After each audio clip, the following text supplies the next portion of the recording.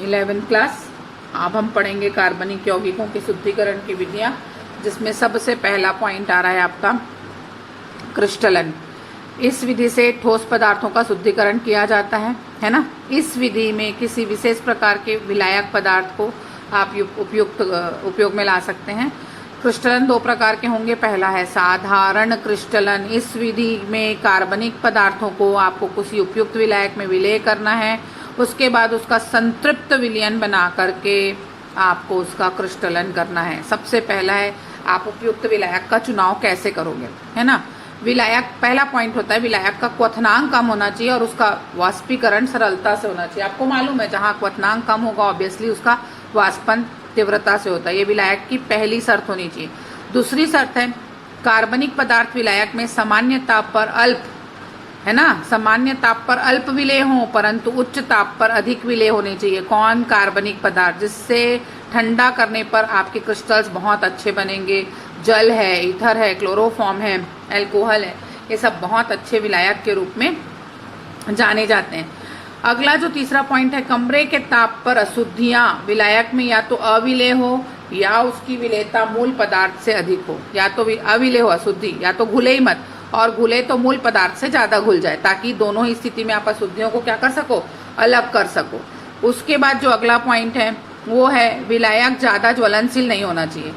आप अगर ज्यादा ज्वलनशील लोगे तो दुर्घटना की आशंका रहती है, इसलिए आप ऐसा विलायक लो जिसको आप बहुत आसानी से गर्म कर सको।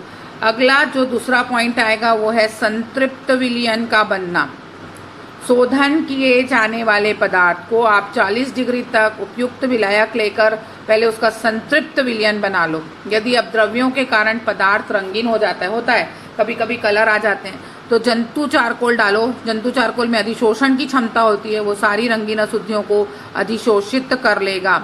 उसके बाद गर्म करने के लिए आप या तो जल उष्मक, 100 डिग्री तक का टेम्परेचर है तो हम जल उष्मक यूज करते हैं, 100 से ऊपर रहता है तो हम बालू उष्मक यानी रेत उष्मक का उपयोग करते हैं। और यहाँ पे हम वायु संघानित्र या जल संघानित्र लगाते हैं, क्योंकि अधिकांश कार्बनिक पदार्थ जो हैं ज्वलनशील होते हैं। आगे आएंगे आप जल संघानित्र और वायु संघानित्र में आपको दिखाऊंगी डायग्राम में। क्लियर है? अब क्या करना है, अगला है आपको छानना है। छनन की प्रक्रिया बहुत स्पेशल होने वाली है, इसलिए आप देखिए कैसे कर रहे हैं अपन। आपको देखिए यहाँ पर आपने एक फनल लिया है ना, उस फनल में एक और फनल दिख रहा है, छनन पात्र कम करेगा, और इन दोनों फनल के बीच में आप गर्म जल रख सकते हो। और यहाँ पर आप संतृप्त, गर्म जल क्यों रख रहे हो, अगर पदार्थ ठंडा हो जाए और छने ना तो यहाँ से वो गर्म होता रहे। तो ये विशिष्ट कीप है जहाँ पे डबल लेयर्ड है जो इसको गर्म रखेगा। क्लियर है? तो क्या करना है, बनाए गए संतृप्त विलयन को आप गर्म अवस्था में भी छान सकते हो। यदि छानते समय कार्बनिक पदार्थ का क्रिस्टलन नहीं हो रहा है तो आप साधारण फिल्टर पेपर से छान लो। लेकिन यदि छानते समय कार्बनिक पदार्थों का क्रिस्टलन हो तो तप्त जल कीप, ये वाली कीप से छानना है, नहीं तो केवल एक कीप लगाओगे और यहीं पे फिल्टर पेपर लगा दोगे, छन जाएगा वो। ठीक है? आपको पता चल गया कि गर्म अवस्था में कैसे छानना है और ठंडी अवस्था में कैसे छानना है। अब आपको करना है क्रिस्टलन। छानने के बाद विलयन को कमरे के ताप पर आप बहुत धीरे धीरे ठंडा कर दोगे। शुद्ध पदार्थ के जो क्रिस्टल है, बहुत धीरे, बहुत धीमी गति से आप इसको ठंडा करोगे।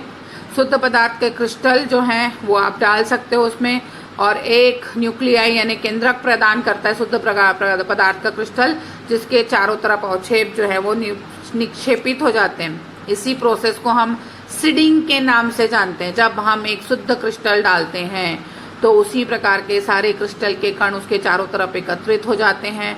उस प्रोसेस को हम सीडिंग के नाम से जानते हैं। उसके बाद आप क्रिस्टल को पृथक कर लीजिए, है ना, मातृद्रव डालकर विलायक बनाकर आप इसका पृथक्करण कर लीजिए और फिर छानकर सुखा लीजिए। ठीक है? तो बुकनर बर्नर की सहायता से भी करते हैं, इससे भी करते हैं। आप क्रिस्टल को पृथक कीजिए और फिर छानकर सुखा लीजिए।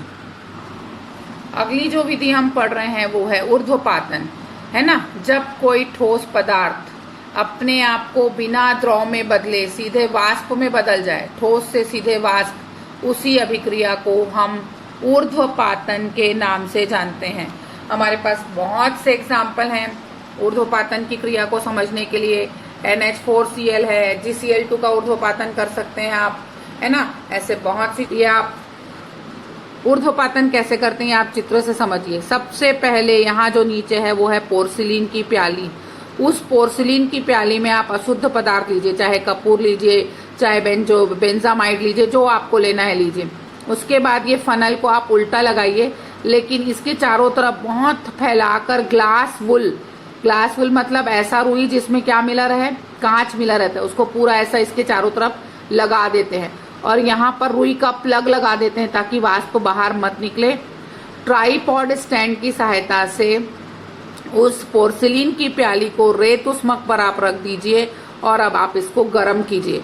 जैसे जैसे आप गर्म करेंगे इस पदार्थ की वाष्प बनेगी, जो अशुद्ध पदार्थ है वो, और उसकी वाष्प इस पूरे घिसिल फनल में जो आपका जो फनल आपने लगाया उसमें आच्छादित हो जाएगी।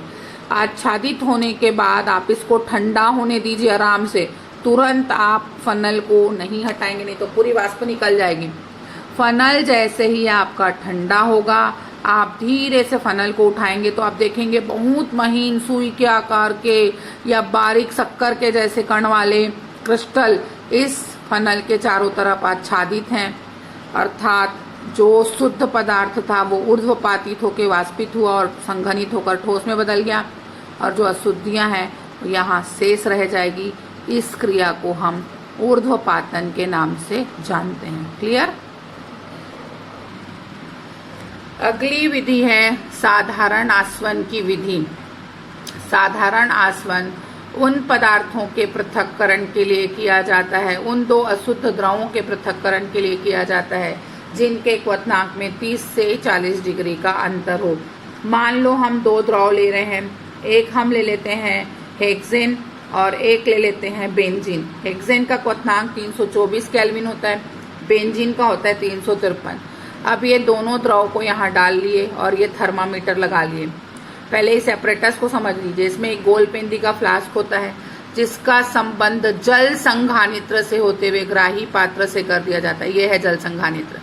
इसमें एक थर्मामीटर लगाया जाता है जो ताप को कंट्रोल करेगा और इसे क्लैंप की सहायता से स्टैंड से कस दिया जाता है।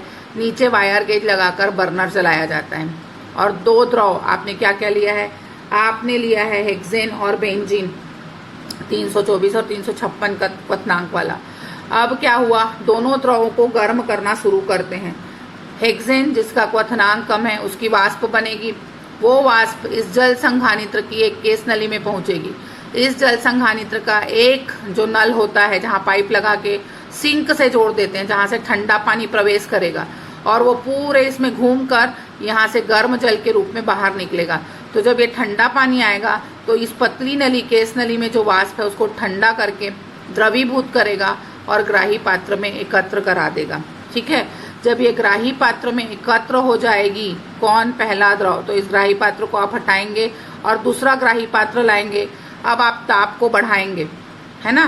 ताप को जैसे ही आप 30 डिग्री और बढ़ाए, दूसरा द्रव वाष्पित होगा, इसी कंडीशन में द्रवीभूत होगा, है ना, जल संघानित्र की सहायता से द्रवीभूत होगा और ग्राही पात्र में एकत्र हो जाएगा। इस विधि को साधारण आसवन विधि के नाम से जानते हैं। इन 3 विधियों के बाद अब नेक्स्ट क्लास में हम अगली 3 विधियां पढ़ेंगे। ओके।